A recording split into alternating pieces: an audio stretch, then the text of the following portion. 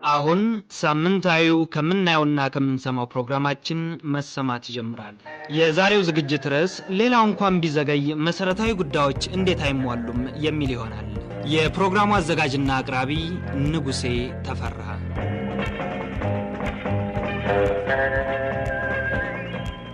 እድገት በህብረት ዘመቻ ላይ ሆነን የሱ ፕሮግራም በአየር ላይ ነበረ። ይህ ሰው ጥርት ያለ ነገር ያቀርባል። ክሊን ማይንድ ያለው አርቲኩሌት የሆነ ሰው የሚናገረውን የሚያውቅ ሰው ነውና በጣም አእምሯችንን ይናገርልን ነበር። የሉተራን ወርልድ የሚያዘጋጀው የምስራተ ወንጌል ሬዲዮ አለ። ቀጥሎ ደግሞ በኢትዮጵያ ሬዲዮ ከምናየውና ከምንሰማው ፕሮግራም ነው። ያ ነገር በአእምሮ ውስጥ ተቀርጿል። ያው ኢንቨስቲጌቲቭ የሆኑ ነገሮች ነው የሚሰራ የነበረው። ማስታወሳቸው ከምናየውና ከምንሰማው የሚል ፕሮግራም ነበረው። በራስ መተማመን የሚል ፕሮግራም ነበረው እና እነዚህም ፕሮግራሞች ሲሰራ በጣም ጥልቅ የሆነ ምርምር አድርጎ ነው የሚሰራ የነበረውና ዛሬ ደግሞ ምንድነው የሚያቀርበው? ዛሬ ደግሞ ምንድነው የሚያጋልጠው? ዛሬ ደግሞ ምን ጉድ ነው የሚዘከዝቀው እየተባለ ዶክተር ንጉሴ የህዝብን ልብ ማርኮ ነበር። ሲንጀር ኩባንያ በኢትዮጵያ ውስጥ 80 ዓመትም ኖረ። ከዛ በላይ ኢትዮጵያ ውስጥ 10 እና 20 ዓመታት ያህል እንኳን በኢትዮጵያ ውስጥ ከኖሩ አንዳንድ የውጭ ሀገር የንግድ ድርጅቶች ጋር የሚወዳደር አፈሯ ላይ የሚቀር ቋሚ ንብረት የለውም። ትክክለኛውን ነገር አድርጎ ማለፍ ነው የሚፈልገው። ለልጆቹም ለቤተሰቡም ለኔም ኩራት እንዲሆነን ነው የሚፈልገው። ለምን ሀገሩን በመውደድና ለሀገሩ በማገልገል ይሄንን ሲያደርግ በብዙ ሪስክ በብዙ ችግር አልፏል። ኢትዮጵያ ለብዙ ጊዜ ሲሰራ ቆይቶ ስለጠፋ አንድ ኢጣሊያዊ የህንጻ ስራ ተቋራጭ አንድ አስገራሚ ታሪክ እናውቃለን። በኋላ እንዳረጋገጥነው በዛሬው ፕሮግራማችን በመናቀርበው ሌላ ታሪክ እንደምትሰሙት ታሪኩ የአንድ ሰው ታሪክ ብቻ ሳይሆን ያኔም የብዙ ግለሰቦች የብዝበዛ ታሪክ አሁንም ምናልባት ያልተደረሰበት በተመሳሳይ ሁኔታ የሚገኙ ሰዎች ታሪክ ሊሆን ይችላል። 50ኛ ዓመታችን ነው ከተጋባን እና እንደ ባል ንጉሴ በጣም መልካም ባል ነው። ለትንሽ ቀንም ሰው በብዙ ነገር ያልፋል። ያም ሆኖ ግን ጥንካሬውን ነው የማደንቀው። በዚህ ሁሉ ባለፍንባቸው ነገሮች ኢንቴግሪቲ ያለው ጠንካራ ብርቱ ደግሞ ጎበዝ ሰራተኛ ነው። በጣም ብዙ ከባድ ነገሮችን ያሳለፈ ሰው ቢሆንም ሁሉ ጊዜ ተስፋ የማይቆርጥ ሁሉ ጊዜ ነገሮች እንዴት ሊሰሩ ይችላሉ፣ እንዴት መሆን ይችላሉ የሚለውን የሚያስብና የሚያይ ሰው ነበረ።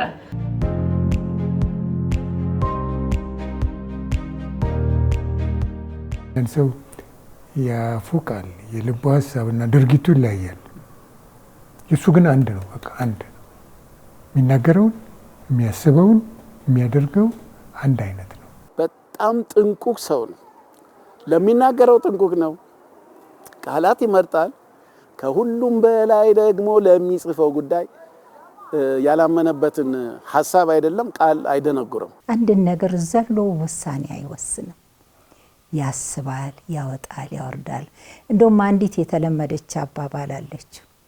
10 ጊዜ ለካ 1 ጊዜ ቆረጥ ይላል። እውነት ነው ብሎ አምኖበት አንድን ነገር ከወሰነ በኋላ ግን ሰው ተከተለው አልተከተለው፣ ሰው አመነበት አላመነበት በአቋሙ ጸንቶ የሚቆም ሰው ነበረ እና በብዙ ጊዜ ይህንንም አይተነዋል። በተለያዩ ነገሮች ላይ ብቻውን አንድን ነገር እውነትን ደግፎ የቆመባቸውን ሁኔታዎችና ጊዜዎች አስታውሳለሁ።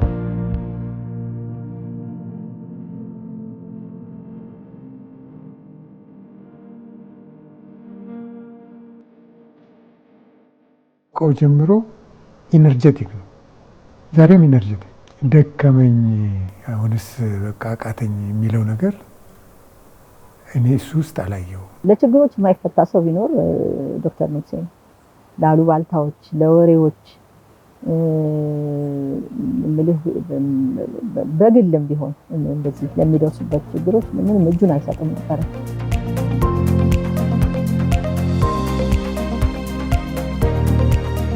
ከመንግስት ጋር ማንም ሰው መስራት ይችላል። አንዳንድ ጊዜ እኛ ብዙዎቻችን ከዚህ መንግስት ጋር ማን ይሰራል እንላለን። አሁን ውጭ ያሉትን ወዳጆችንም የምላቸው ነው። ከደርግ ጋር ማን ይሰራል አለን። ከወያኔ ጋር ማን ይሰራል አለን። ዘመኑ አለቀብን እኮ ሳንሰራ። እሱ ግን ከደርግ ጋር ሰርቷል። በጃንሆይ ጊዜ ጀምሮ የነበረ ሰው ነው። በደርግ ጊዜ በደንብ ሰርቷል። ከደርግ በኋላም በኢህአዴግ ጊዜ በደንብ ሰርቷል። በስልጣን ላይ ነበረ። ባለስልጣናትን ያውቃል። በማወቁ የሚጠቀም ሰው አይደለም። ብዙ ጊዜ ሰዎችን ስናውቅ እንዲያርግልኝ እንላለን። እሱ ግን በዛ የሚሰራ ሰው በቀጥታ መስመሩን ይዞ ነው የሚሄደው። አንድ ጊዜ ቦሌ አንድ ቤት ካርታ ማስተካከል ነበረበት። እንደ ማንኛው እንኳን እሱ ሌላኞቻችንም ብንሆን የምናውቃቸውን ሰዎች ነግረን ማፋጠን ይቻላል። በቀጥታ መንገድ ሄዶ ብዙ ዓመት ነው የፈጀበት እና በቀጥታ መንገድ ነው የጨረሰው። ምንም ይሄ ሰዎችን ስለሚያውቅ አድቫንቴጅ የመውሰድ አይነት ነገር የለውም። ዶክተር ንጉሴ እንደሚታወቀው ከዚህ ከብስራተ ወንጌል ሬዲዮ ጣቢያ ማስታወቂያ ሚኒስቴር ከገባ በኋላ ከዛ በኋላ ደግሞ በቀጥታ መንግስት በሚሰጡ አንዳንድ ሲሪየስ አሳይመንቶች የጋዜጠኝነት ሙያውን ተወጥቷል። እሱ የሚሰራቸውን ነገሮች ማስተማረን ብዙ ነገር አየን እና ከሚዲያውም በኋላ ደግሞ ከሚዲያው ዘርፍ ወጣ ብሎ ያው በተያያዥ ስራዎች ላይ ቢሆንም ሚዲያውን ያድረሳ ሰው ሚዲያውን የሚያስታውስ እንድንጸና፣ እንድንበረታ፣ እንድንጠነክር የሚያደርገን ነበር። ከዛም ከወጣም በኋላ ማለት ነው። በተለይ በስነ ህዝብ ጉዳይ ላይ በጣም በርካታ የሆኑ ስራዎች ነው ያከናወነው እና ሚዲያው የስነ ህዝብ ስራዎችን እንዲያከናውን ትልቅ እርዳታ፣ ትልቅ ድጋፍ ያደረገ ሰው ነው። ስለ ሀገራችን በጣሊያን ጊዜ በነበረው ወረራ ብዙ ሰዎች ሞቱ እንላለን። ሰክሴሱ ምንድነው? ዛሬ ለተረፈነው ትውልድ በነጻነት መኖራችን ነው። ከሁሉም በላይ ደግሞ በጠቅላይ ሚኒስትር ጽህፈት ቤት በቀድሞ ጠቅላይ ሚኒስትር ታምራት ላይኔ የጠቅላይ ሚኒስትርነት ዘመን እንደሚታወቀው በስነ ህዝብ ጉዳይ ላይ በጣም ትልቅ ስራ ሰርቷል። ፖፑሌሽን ሚዲያ ሴንተር እርግጥ በዓለም አቀፍ ደረጃ ያለ ድርጅት ኢንተርናሽናል ድርጅትም ቢሆን ለመጀመሪያ ጊዜ አሁን እንደዚህ በስቶ ብናየውም ግን ለመጀመሪያ ጊዜ ጽህፈት ቤቱን የጀመረው እዚህ ኢትዮጵያ ውስጥ ነው።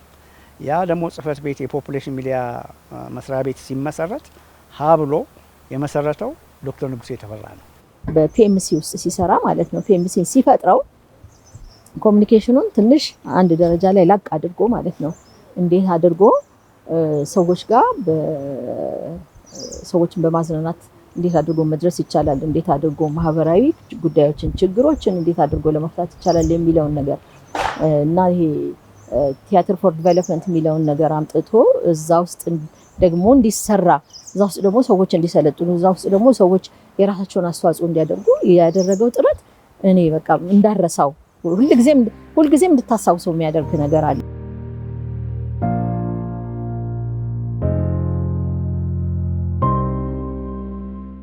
በመንግስታዊ ተቋማት በትልቅ ኃላፊነት ሰርቶ ፒኤምሲን ካቋቋመ በኋላ ይሰራቸው በነበሩት የሚዲያ ተቋማት እንዲህ ካልተሳሳት ሊታረመ ይችላል።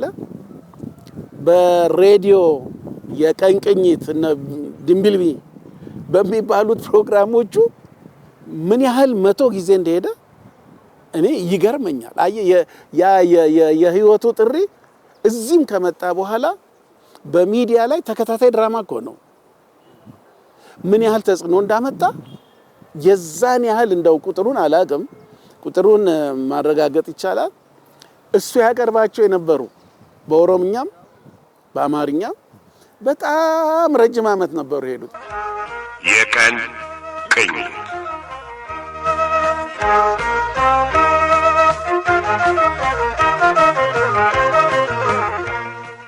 በጊዜው ፖፑሌሽን ሚዲያ ሴንተር በሚመሰረትበት ጊዜ ኢትዮጵያ ውስጥ ኤችአይቪ ኤድስ በጣም በከፍተኛ ደረጃ ፒክ ላይ ወይም ደግሞ ከፍተኛ ደረጃ የደረሰበት ነው። ስለዚህ በሚዲያና በኮሙኒኬሽንም የኤችአይቪ ኤድስንም ጉዳይ እንደዚሁ ደግሞ ያካተተበት በዚህ በፕሮግራሙን ሲነድፍ ምን ኢሹዎች ናቸው ብሎ ስንት ሲል እንደዚያ ነው። ግን ከነኚህ ባላነሰ ሁኔታ ደግሞ ኢትዮጵያ ውስጥ እንደምታውቀው በጣም በከፍተኛ ደረጃ ጎጂ ልማዳዊ ድርጊቶች በጣም የተንሰራፉበት ሀገር ነው። ጎጂ ልማዳዊ ድርጊቶች ስንል አንደኛ ለምሳሌ አሁን የሴት ልጅ ግርዛትን ብንል በጣም በአፋር፣ በሶማሌ፣ በሌሎችም በኦሮሚያ፣ በአማራ ክልል ሁሉ የተንሰራፋበት ችግር እንደ ዋነኛ ችግር። በታዳጊነት ይሄ በልጅነት የሚፈጸም ጋብቻ ስንመለከት እሱም እንደ አንድ ችግር መውሰድ እንችላለን። የጾታ ጥቃት ጋር የተያያዙ ጾታዊ ጥቃቶች እነኚህ ጋራ ከጀንደር ጋራ ደግሞ ሴቶችን ማብቃት ነገር ኢምፓወር የማድረግ ነገር እነኚህን ኢሹዎች እንደ ዋነኛ ኢሹ ስለወስዶ የፖፑሌሽን ሚዲያ ስራን በእነኚህ ላይ ብናተኮር ይሻላል ብሎ እነኚህን ኢሹዎችን አይደንቲፋይ በማድረግ ስራውን የጀመረ ይመስለኛል። የኢትዮጵያ ስነ ጽሁፍ ታሪክ በማህበረሰቡ ህይወት ውስጥ ገብተው የጥናት ስራ ሰርተው አጥንተው አጫጭር ልቦለዶችን እንዲጽፉ፣ ተከታታይ ልቦለዶችን እንዲጽፉ ይሄንን አዲስ ዘርፍ ያስተዋወቀው ዶክተር ንጉሴ ነው። ዘርፉ ማስተዋወቅ ሙያው ማሳደግ ብቻ ሳይሆን ዛሬ አሉ የምንላቸውን ደራሲያን ለማውጣት ምክንያት የሆነው ዶክተር ንጉሴ ነው። ምክንያቱም የሚዲያ ስራ እንደምታውቀው ብዙ ዘርፈ ብዙ የሆነ ስኪል ይጠይቃል። አንዳንዱ ለምሳሌ ስክሪፕት ራይተር ሊሆን ይችላል። ማን ነው ትክክለኛ ስክሪፕት ራይተር? አንዳንዱ ደግሞ አርት ወይም ደግሞ እንደዚህ ኮሜንታተር የሆነ ሊሆን ይችላል። ማን ነው ይሄን ነገር በትክክለኛው ሊያደርግ የሚችል? አንዳንዱ ደግሞ አርቲስት ሊሆን ይችላል። ያኔ የተደረሰውን ስክሪፕት በአርት መልክ አድርጎ የሚያቀርብ ሊሆን ይችላል። የትኛው ነው ትክክለኛ የሆነው ደግሞ ለዛ ሰው? እነኚህን ሁሉ አይደንቲፋይ በማድረግ የረጅም ጊዜ ስራ እንትንም ያካበተው ልምድም ስለነበረው ሰዎችን አይደንቲፋይ በማድረግ ትክክለኛ ሰዎችን በትክክለኛ ቦታ በማቀነባበርና በማዋሃድ ጥሩ የሆነ ውጤታማ ስራ እንዲሰራ በዛ በኩል በሊደርሺፕ ኳሊቲው ምንም ወደ ኋላ የሚባልለት አለ።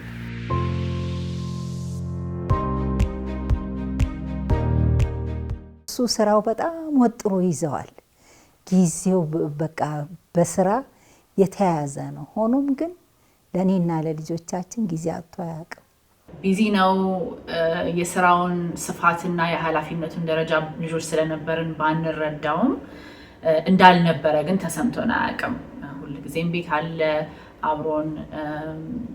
ስለዚህ ብዙም ቢዚነቱ ይሄን ያህል አልተሰማንም ነበረ።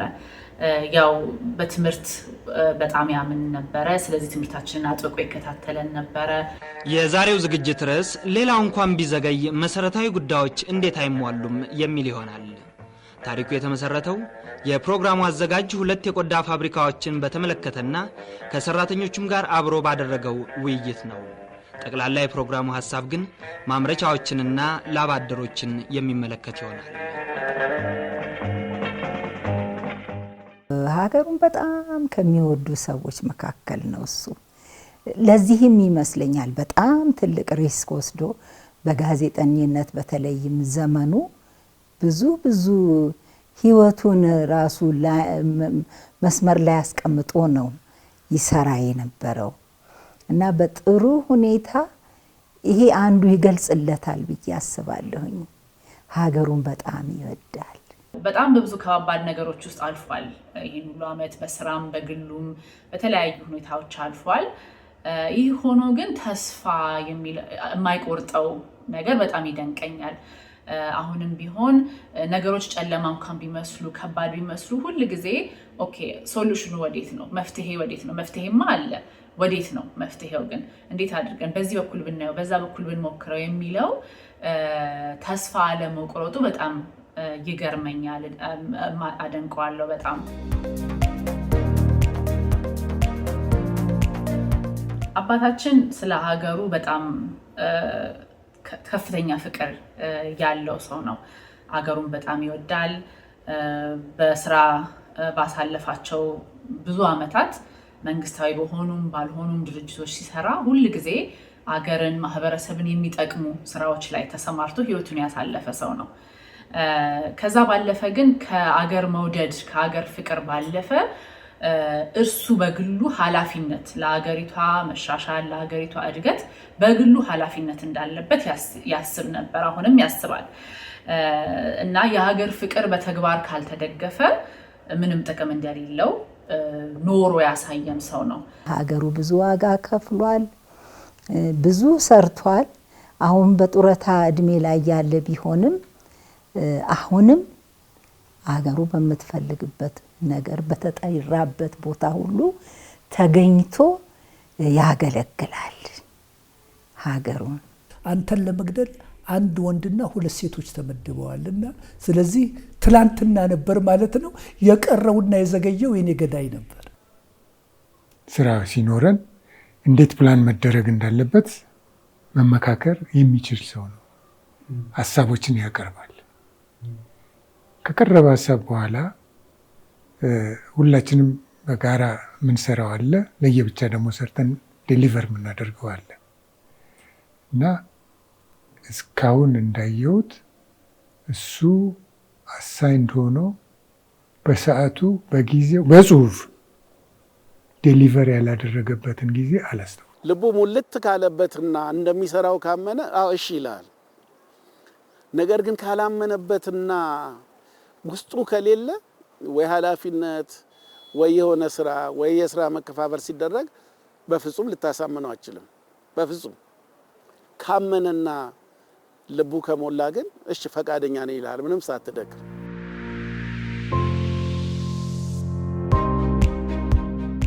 በጣም ድንቅ ነው ህይወቱ። እግዚአብሔር የተመሰገነ ይሁን። ዲሲፕሊንድ ነው፣ በጣም ዲሲፕሊንድ ነው። አንድን ነገር ለምሳሌ በሚጀምርበት ጊዜ እስከ ፍጻሜው ሳያደርስ አይተውም። ይሄ ነገሩ ትልቅ ኳሊቲ ነው። ማንበብ መማር ይወዳል። በአንድ ነገር መጣ ብሎ ወደ ላይ አይሄንም፣ ደግሞ ሌላ ነገር መጣ ብሎ እንዲና እንዲህ አይዋዥቅም። ኮንሲስተንት የሆነ ኑሮና ህይወት ነው ያለው። ኢንቴግሪቲው እንደዛ ነው። ስለዚህ በብዙ ነገር ያልፋል። ነገር ግን በፍጹም ተረጋግቶ ነው ችግሮችን የሚቀበላቸው። ያለ እኔ ትልቅ ድጋፍ ሆኖኛል።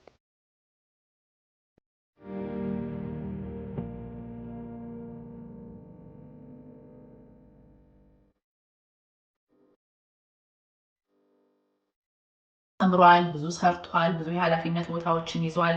ነገር ግን አሁንም ለመማር እና ለማወቅ ያለው ጥማትና ጉጉት ይገርመኛል። በጣም ብዙ መጽሐፍ ያነባል፣ በጣም ሪሰርች ያደርጋል፣ ራሱን እውቀቱን ለማሳደግ አዳዲስ ነገሮችን ለመማር በጣም ፍላጎት አለው እና ይህ በጣም ከማደንቃቸው ነገሮች አንዱ ነው። ከዛ ባለፈ ደግሞ ራሱን ከማስተማር እውቀቱን ከመጨመር በተጨማሪ ደግሞ እውቀቱን ለማሸጋገር ሌሎችን ለማብቃት ስልጠናዎችን በመስጠት ሜንቶርሺፕ፣ የተለያዩ መንገዶችን በመጠቀም ያለውን እውቀት በዚህ ሁሉ ዓመታት ያካበታቸውን እውቀት፣ ልምድ፣ ተሞክሮዎች ለሚቀጥለው ትውልድ ደግሞ ለማስተላለፍ በጣም ተግቶ የሚሰራ ሰው ነው።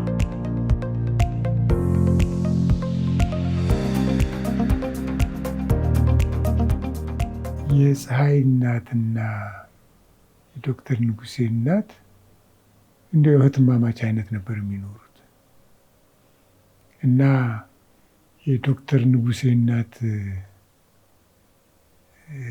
የፀሐይ እናት አንቺ ሳትሆኚ ንጉሴ ልጄ በሆነ ኑሮ ብለው የሚሉ ናቸው። ምን ያህል ነው የሚንከባከባቸው እንግዲህ ማወቅ ይቻላል። እናቱ እስካረፉ ድረስ የሚገርም ነገር በአብዛኛው በየዕለቱ ይሄዳል። እናቱ ጋር ይሄዳል፣ በየዕለቱ ይሄዳል። የእናቱ ሀዘን ጊዜ ያን ሁሉ ያደረጉለት እናቱ ቢሆኑ ነገሮችን የመቀበል ልብ አለው፣ ደግሞ የማመዛዘን ልብ አለው። እንዲያው ርር ምናምን ብሎ ሰው በጣም አዝኗል፣ ግን የመቀበል ልብ እንዳለው አያለው።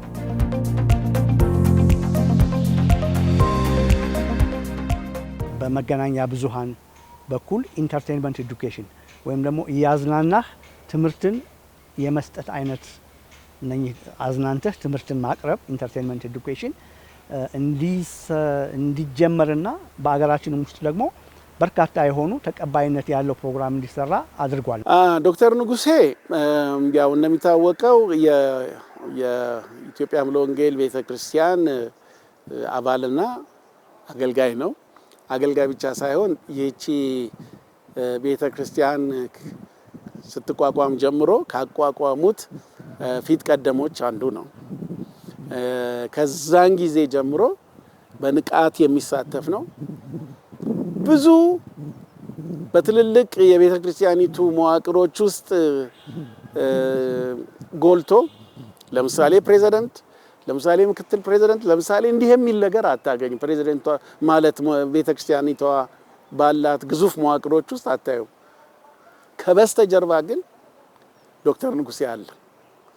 ምንም ጉዳይ ይሁን፣ ለምሳሌ የተለዩ ፕሮግራሞች ይዘጋጁ፣ የጥናት ወረቀቶች ይሰሩ፣ ትምህርቶች ይቅረቡ፣ በምንም ጉዳይ ላይ ከበስተጀርባ ታገኘዋል።